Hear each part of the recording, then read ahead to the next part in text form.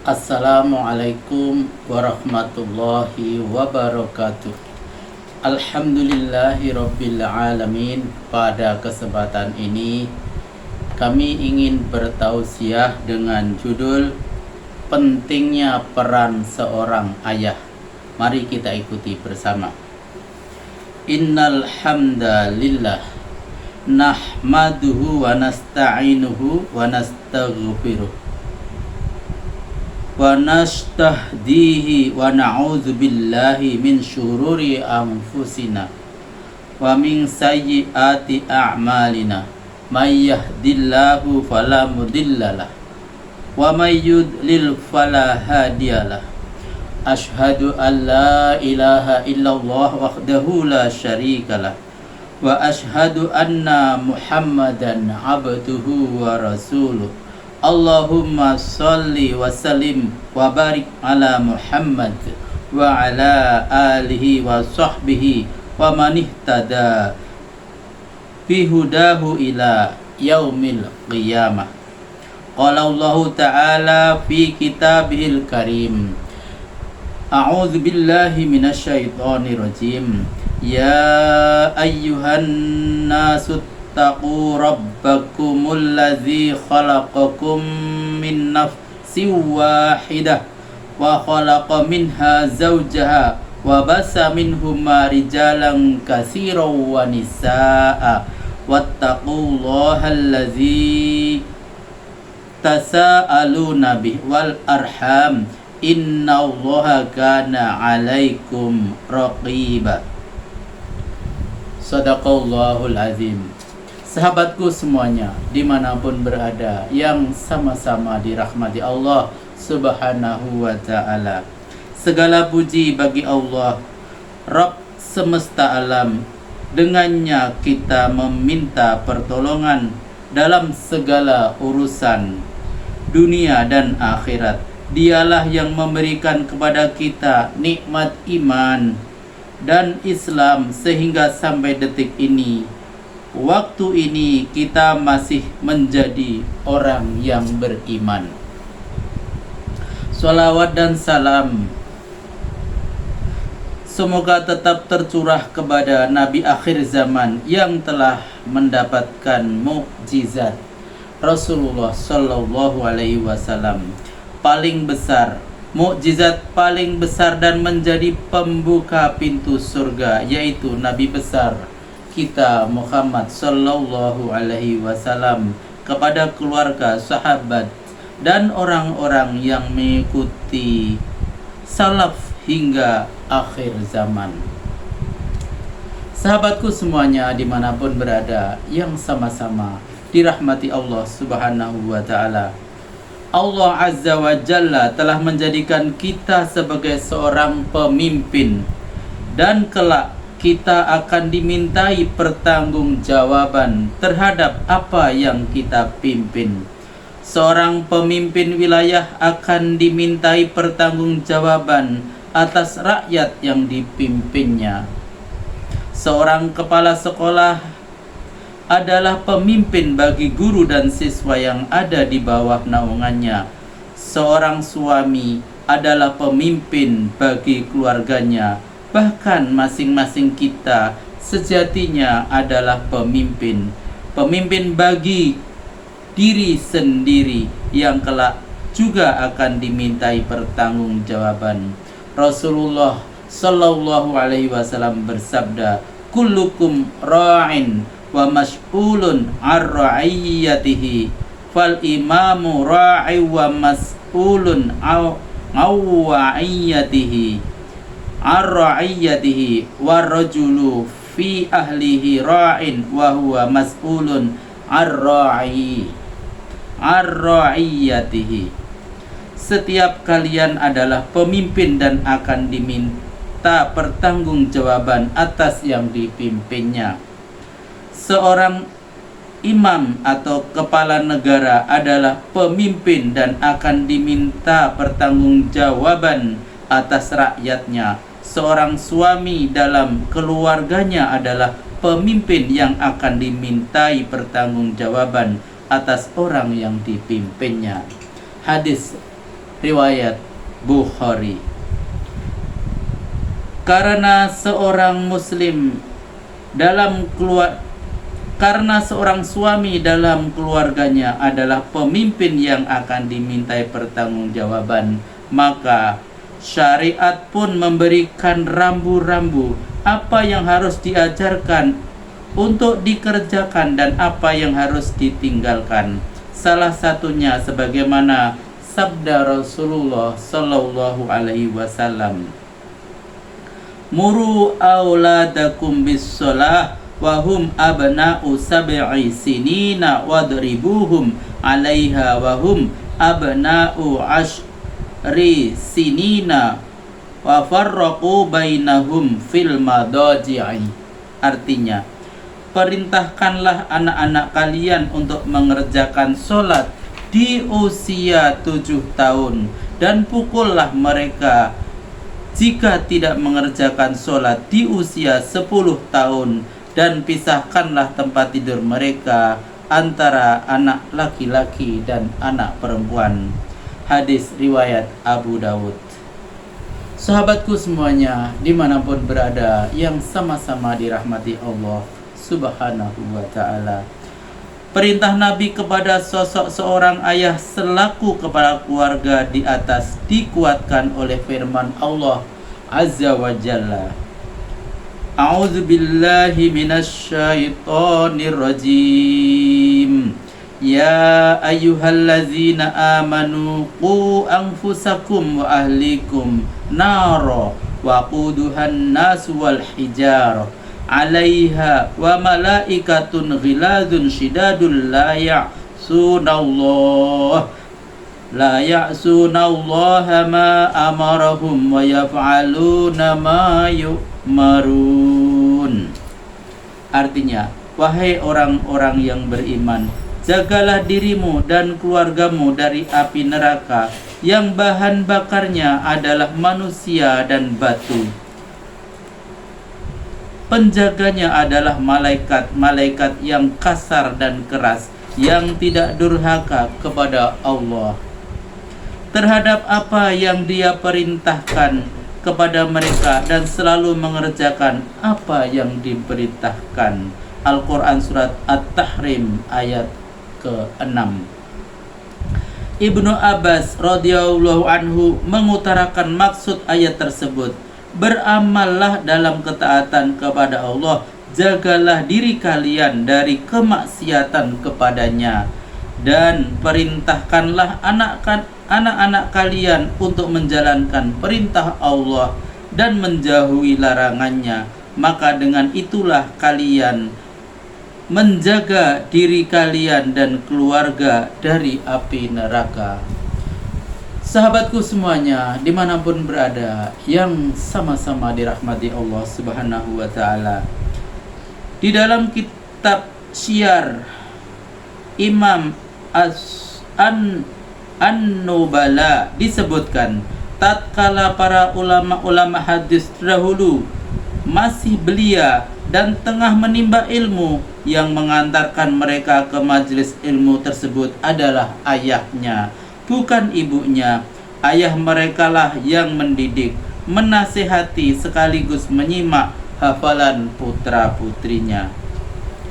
Walaupun Umar bin Abdul Aziz adalah seorang Amirul Mukminin, pemimpin negara pada waktu pemerintahan Bani Umayyah, beliau masih menyempatkan diri untuk mendidik keluarganya. Terbukti bahwa beliau mempunyai majelis khusus untuk keluarga dan anak-anaknya dalam rangka mengulang-ulang hafalan putranya.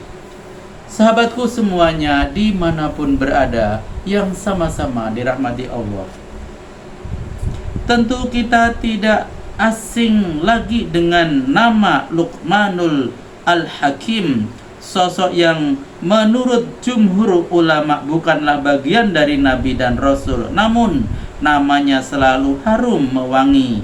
Bahkan Allah mengabadikan namanya dalam salah satu nama surat di dalam Al-Quran. Luqman Al-Hakim patut dijadikan teladan dalam pendidikan anak.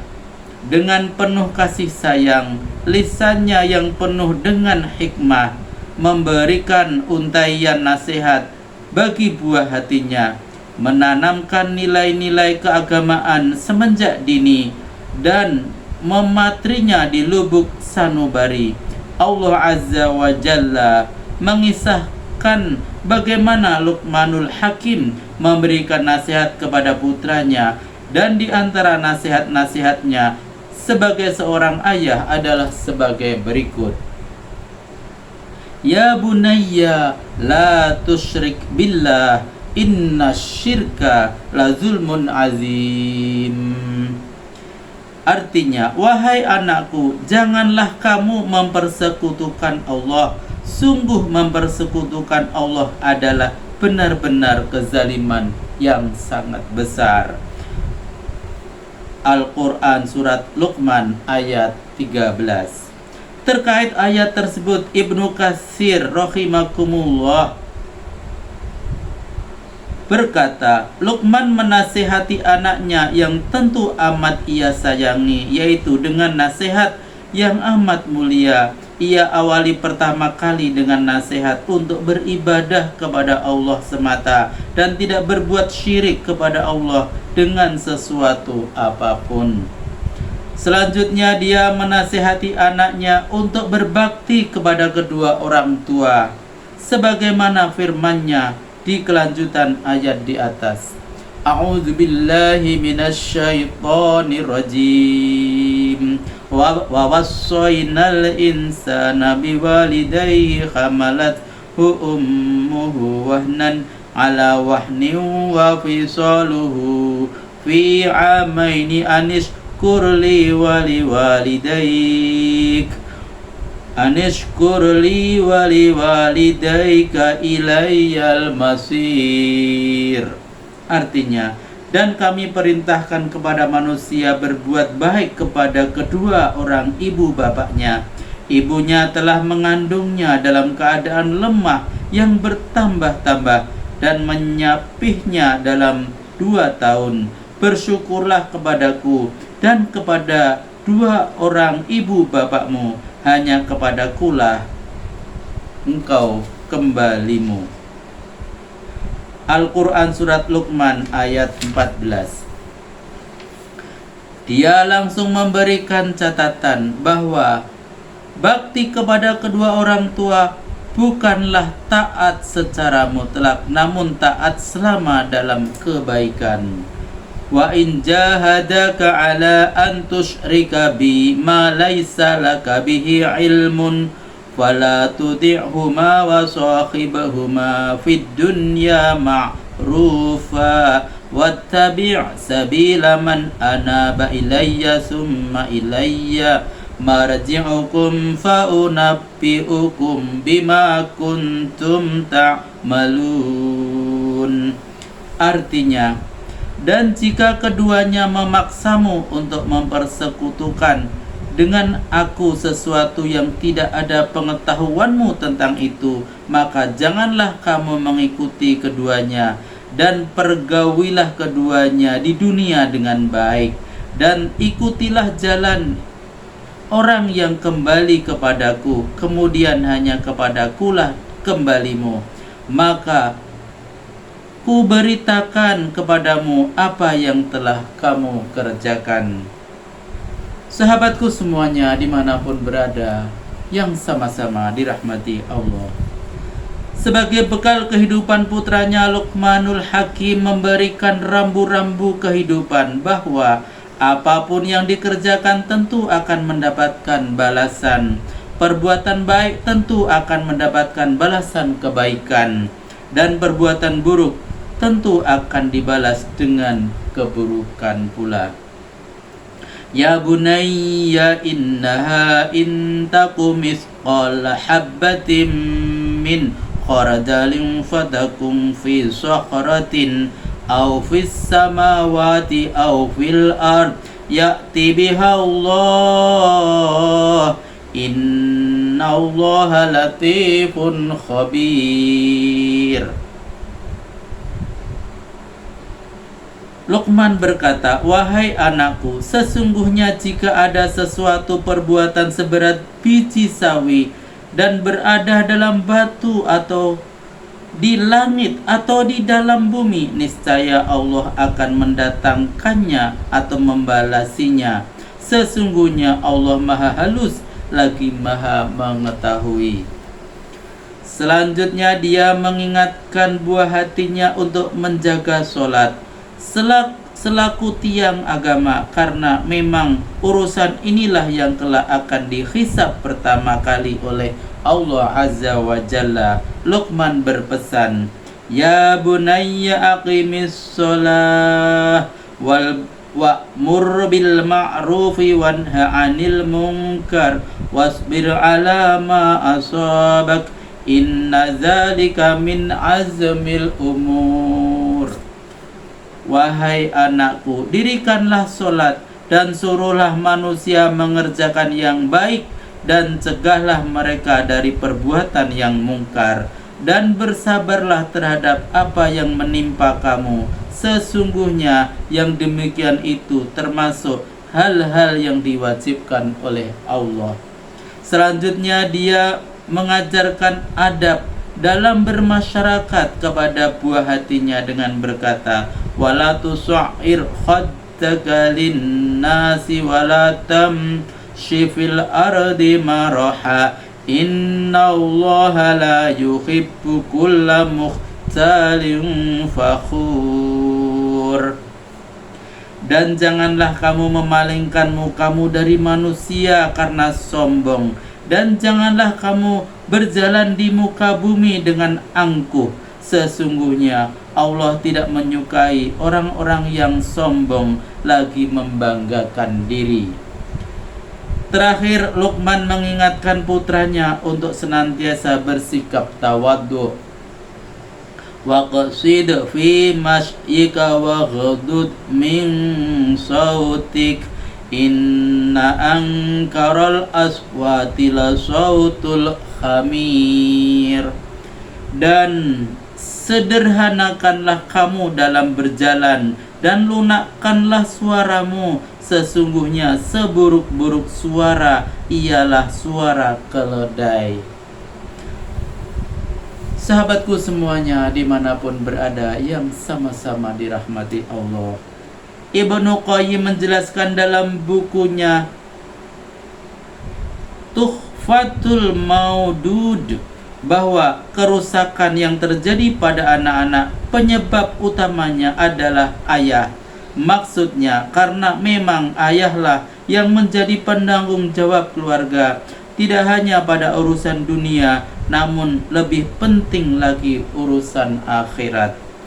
Sebagai seorang ayah, kadang kita terlalu memasrahkan urusan anak kepada ibunya. Terima jadi dan terima beres, merasa tanggung jawabnya hanya sebatas memberikan nafkah kepada istri dan anak. Padahal selain nafkah jasmani, ada lagi nafkah yang lebih penting, yaitu nafkah pendidikan si buah hati. Memang ada istilah madrasatul ula, atau ibu adalah sekolah pertama bagi sang anak. Namun ada potongan yang sering terlupa, bahwa al-ab mudiruha, atau dan ayahlah kepala sekolahnya. Jadi ke arah manapun sekolah membawa pendidikan, semua masih tanggung jawab kepala sekolahnya, yaitu seorang ayah. Tidak bisa dipungkiri bahwa peran kedua orang tua bagi pendidikan anaknya sangatlah besar. Sosok sekolah dan kepala sekolah bagi sebuah pendidikan layaknya lokomotif sebuah kereta. Kemana arah yang dituju oleh pihak sekolah dan kepala sekolahnya, maka di sanalah pendidikan yang akan diterima oleh sang murid. Bahkan lebih tegas lagi, Rasulullah Shallallahu Alaihi Wasallam mengatakan bahwa kedua orang tua paling bertanggung jawab terhadap agama yang dianut buah hatinya. Beliau bersabda, kullu mauludin yuladu 'alal fitrah fa abawahu yuhawidanihi au yunassiranihi au yumajjisanihi. Setiap bayi dilahirkan dalam keadaan fitrah atau Islam, lalu kedua orang tuanya lah yang kemudian berperan menjadikannya seorang Yahudi, Nasrani ataupun Majusi. Hadis riwayat Al-Bukhari. Ya, demikianlah sedikit tausiah tentang peran seorang ayah. Sangat penting, atau pentingnya peran seorang ayah. Semoga tausiah ini bermanfaat, dan apabila ada hal-hal yang kurang berkenan, kami mohon maaf yang sebesar-besarnya. Sampai jumpa pada video berikutnya. Billahi taufik wal hidayah. Wassalamualaikum warahmatullahi wabarakatuh.